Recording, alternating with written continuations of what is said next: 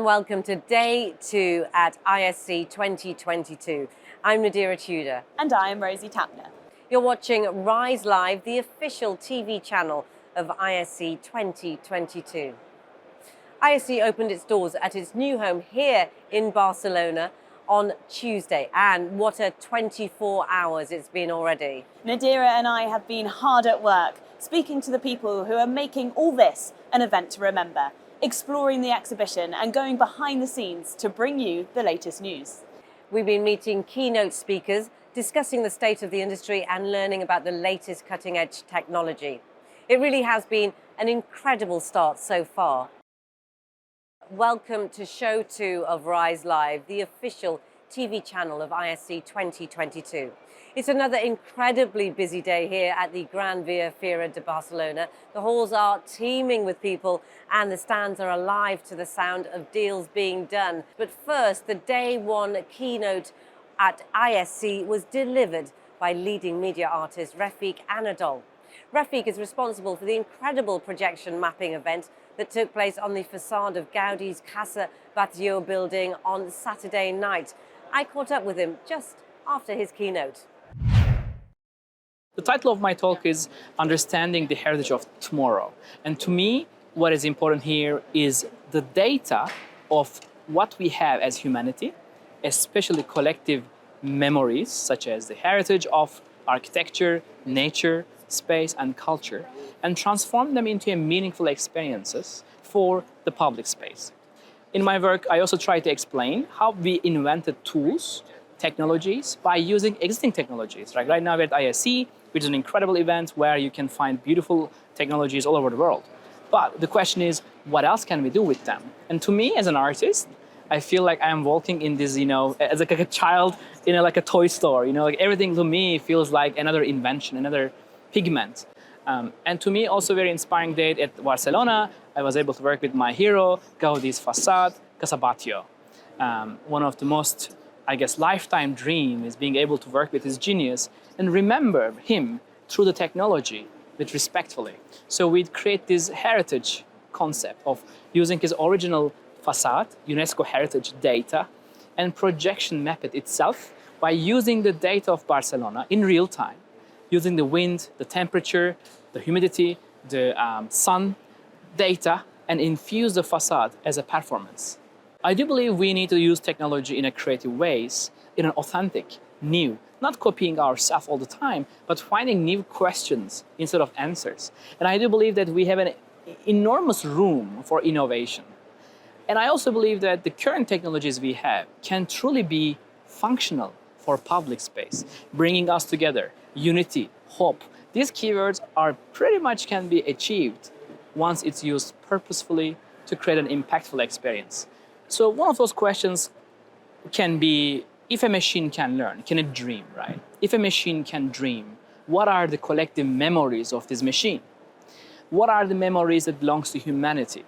How can we be sure to use technology beyond private problems, free will problems, privacy and free will problems, and find ethical usage of technology that everyone can understand? How can we bring depth to surface and be sure that we understand the world around us? And most importantly, can we be sure, instead of separation, can we create collective consciousness becomes collective dreams?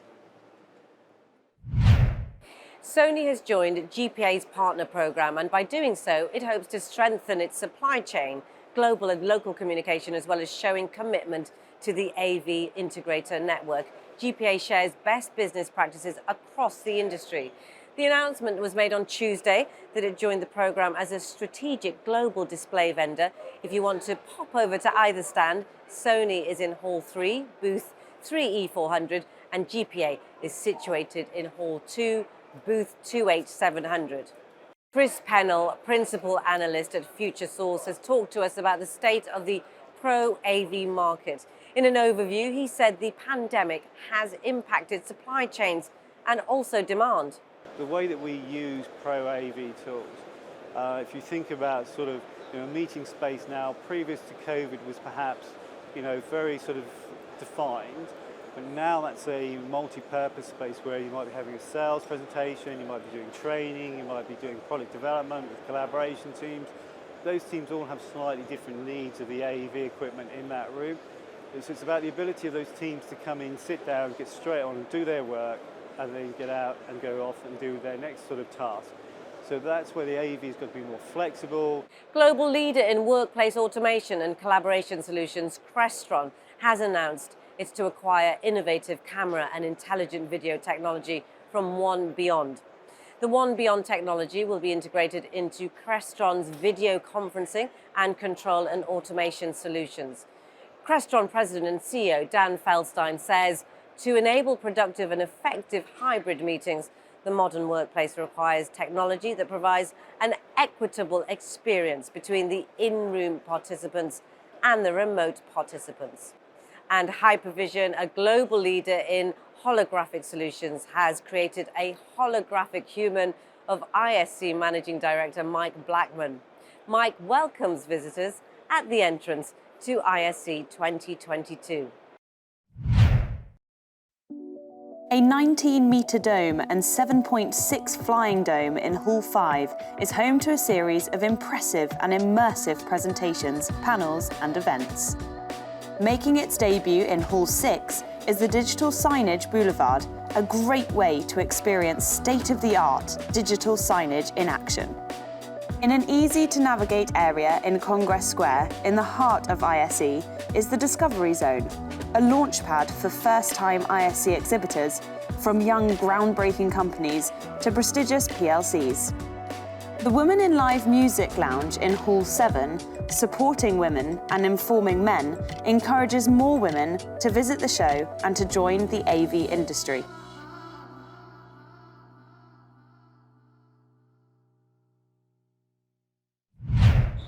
ISE is a joint venture partnership between AVIXA and CEDIA.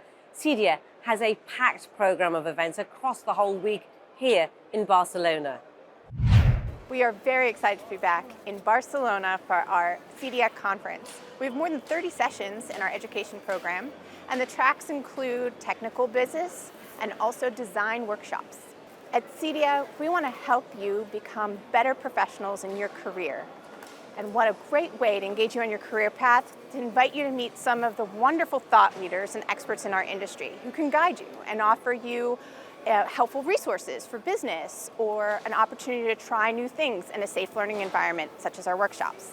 We have some wonderful sessions. For example, on our business track, Leslie Shiner is going to be doing some business workshops. You might already know these very important business fundamentals, but it's helpful to have a refresher. And Leslie will offer a free collection of templates that are free to CEDIA members, and we hope that you'll become a member and use those. We have a design thinking workshop. It's very engaging. And we have workshops to help you adopt our recommended practices, RP22 and RP28, for immersive audio and HDMI respectively. We would love it if you would come and explore our certification options. You can get CEDIA certified on Friday for our CIT or IST certification and help bring our entire industry to another level. AVIXA, the co-owner of ISE with CEDIA, is equally proud of the legacy it's left in Amsterdam, even as it looks forward to Barcelona. At the start of the week, I caught up with AVIXA CEO David Labuskes. David, what is the importance of an event like this, the event itself and being in Barcelona? I can't imagine an event more important to be at than ISE in Barcelona in 2022. And so many parts of that sentence actually can be unpacked. The innovation and investments that the exhibitors have made over the last several years are here to come to life for the attendees. They can be touched, they can be heard, they can be felt, they can be seen in a way that you just simply can't create in a virtual environment. Why is it so important for AVIXA to be here? We're the industry association. At the core of AVIXA, we as the industry association have two purposes. One is to be the hub for the AV profession, to build and reinforce that community. And the other is to be a catalyst for market growth, to help the industry itself grow. There's no better platform for doing that than an event like this. What can we look forward to now? There will be tens of thousands of people here that all have had a human experience that demands sharing. I hope, here's what I actually hope, is that we ensure that for these next few days, we don't allow ourselves to fall back into a habit of taking an event like this for granted. It would be wonderful for me to see everybody mid-step at some point during the week pause and just look around and listen, and both to the conversations that are taking place in the crowd that walks by, as well as to the pitches from the exhibitor or to the instructors that are on stage. The humanity of connecting with each other together in one space and looking at how we as an industry can change the way people experience the world is nothing short of magical. I'm Nadira Tudor, and you're watching Rise Live, the official TV channel of ISE 2022. You can watch us at any time on digital.isceeurope.org. All the individual stories and more can be individually played and downloaded from the site. You can also access us through the ISE app, which has all the information about what's going on here at ISE 2022 in Barcelona. Rosie Tapner has been out and about on the show floor to find out what you're most excited about here in Barcelona. I'm most excited to be seeing the digital signage and the audio-video solutions on this Congress. Coming in here from Portugal, I mean, we've traveled all the way through here. I mean, I just excited to see, all the news about the markets. So I'm most looking forward to seeing all of our clients here again, exhibiting after the past 2 years. So yeah, it's great to see everyone out in full force. I'm most excited to see in the experience zone and just hearing loads of nice loudspeakers. I'm most looking forward to seeing our vendor partners back in real life instead of on a screen, which is great. One of 7 major conferences and summits here at ISE 2022 is the Smart Workplace Summit, which looks at what innovations are reshaping the workplace. I caught up with some of the summit speakers who, between them, represent the biggest brand names in the industry. So I'm here with Cisco and our WebEx products, and we are here at ISE with a big booth where we show off our products and our solution for hybrid work. Hybrid work, we've all had to learn how to do that. What have you learned over the last 2 years about the changes that we've had to live through?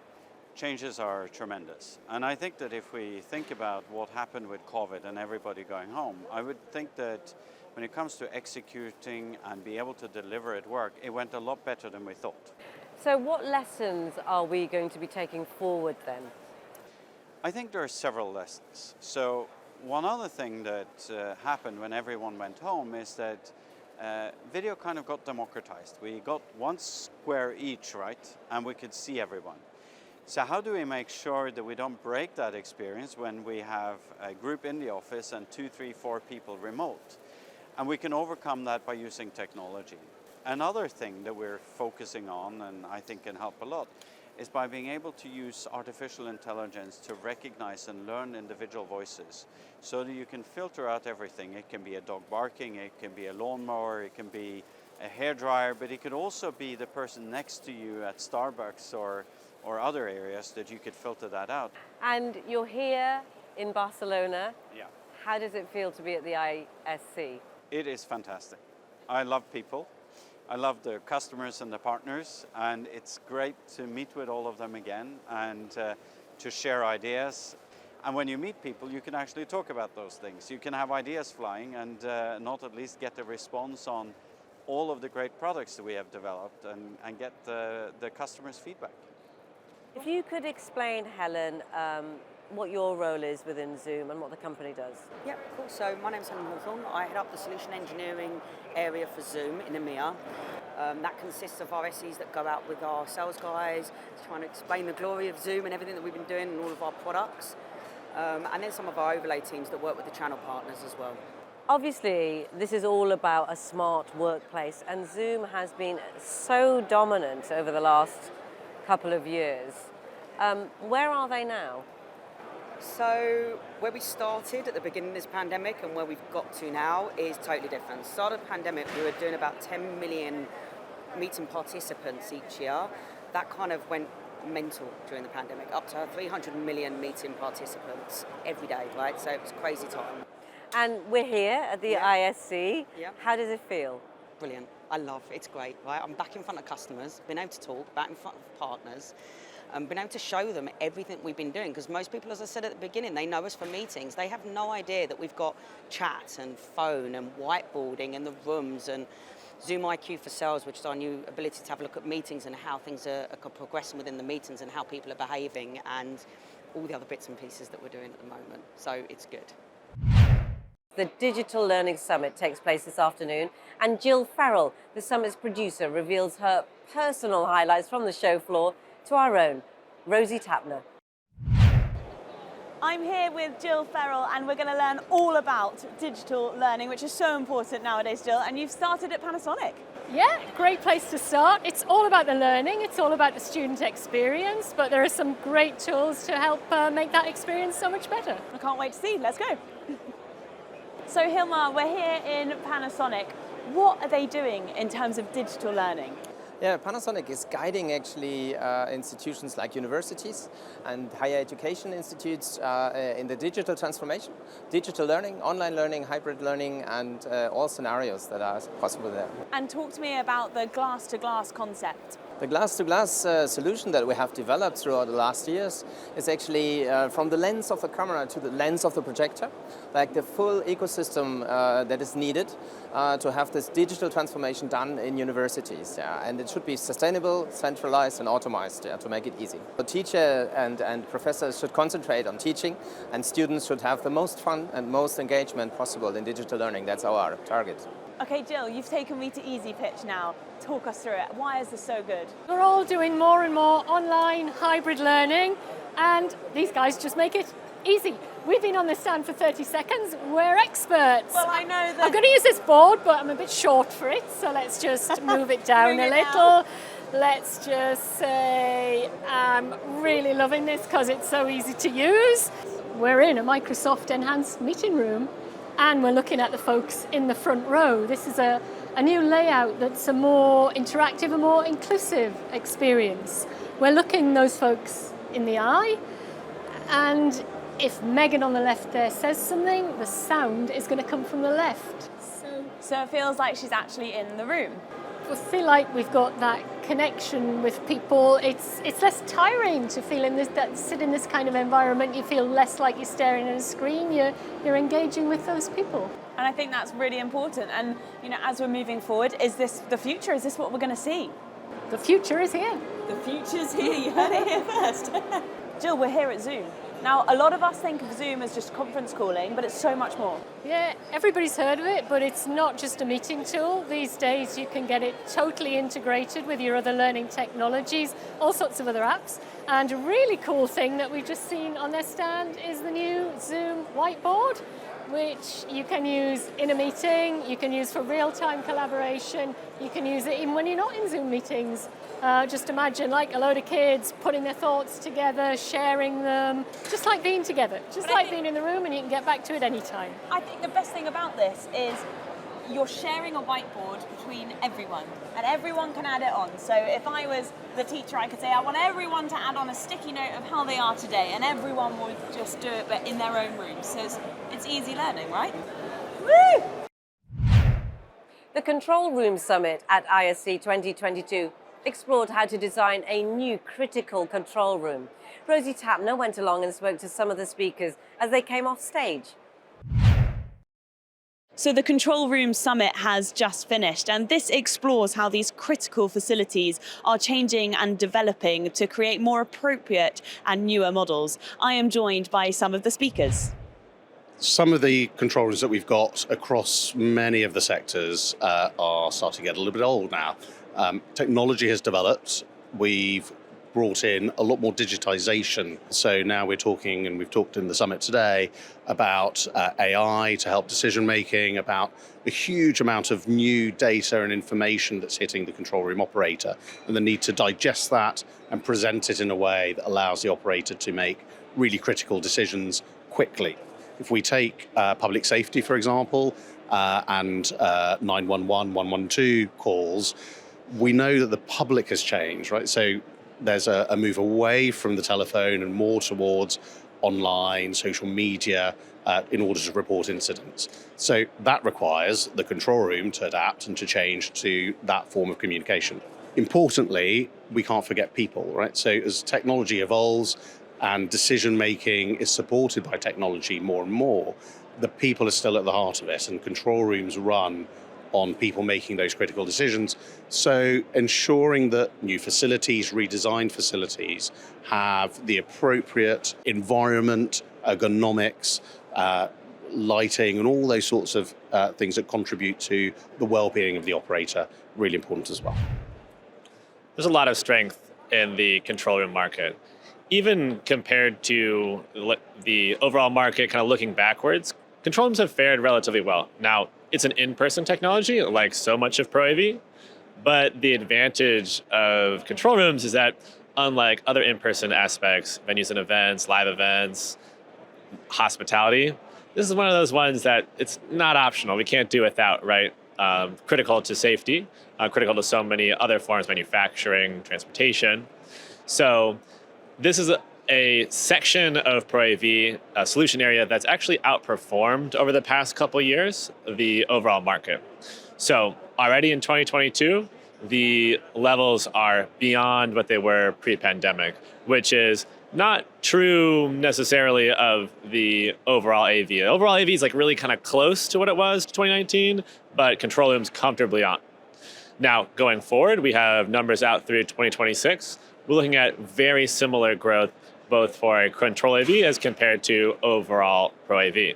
Now, similar growth there is good news because we're talking about 6.3% for overall Pro AV, 6.2% for control rooms. That's exceeding the pace of GDP. Pro AV is sort of gaining ground, eating a little bit more of the economic pie as technology advances, capabilities advance, AV contributes a bit more. New for 2022, Women in Live Music hosts a lounge in Hall 7 on stand number 7V650. The aim of the lounge is to encourage more women to visit the show and to join the AV industry. Women in Live Music CEO and founder Mali Kass also presented a panel session on Tuesday that asked, where are the women in sales and R&D? I caught up with her earlier. Women in Live Music started in January 2018 because we saw that there was a need for women and other minorities that are working behind the stage in roles such as production, technique, and logistics, that they have a common platform where they can find each other, network, inspire, motivate, and support each other. We've noticed when we are joining tech trade shows like the ISE that there is a huge lack of women here. And when we've asked the different manufacturers and distributors, they're all telling us that we have a hard time finding female staff. So we decided to bring up this question, and we invited Solja Niemann from Genelec, Linnea Lundmark from Ayrton, and we had Anna Shaheen from Audiologic, all three great companies where we wanted to hear the women bit on why are there so few women here at these trade shows and in the industry in general. And we had a really great and inspiring talk with a lot of great insight. Finally, we have a spot where women can meet women, but also where the industry can meet women. And we think that we have the best and most beautiful looking lounge. It's all by the help and support of ISE. It's not about men and women anymore. I think it's about diversity, and it's about this being a people's industry and the importance of having a mix of people in the industry, in all fields. So including in sales and R&D, of course, and trying to answer some questions as how to get more women to join. I'm encouraging anyone participating or exhibiting here to welcome women and to dare to talk to women and to invite them to their booths and to invite them to discussions. So there's definitely change happening, and that's really inspiring. And at the panel just now, I think this was the fullest that this stage has been today. So that was really encouraging and fun to see. The 2022 Innovation Awards held a glittering ceremony on Tuesday evening at the Barcelona Maritime Museum. Hosted by Innovate Magazine and ISE, the awards celebrate the best projects, technologies, businesses, and people in Pro AV this year. I'm Nadira Tudor, and you're watching Rise.Live, the official TV channel of ISE 2022. You can catch up with all our videos on the ISE digital website at digital.iseeurope.org. Watch every video individually in your own time, and follow us on Facebook, LinkedIn, and Twitter. We are live at 3 every day of the show. See you tomorrow.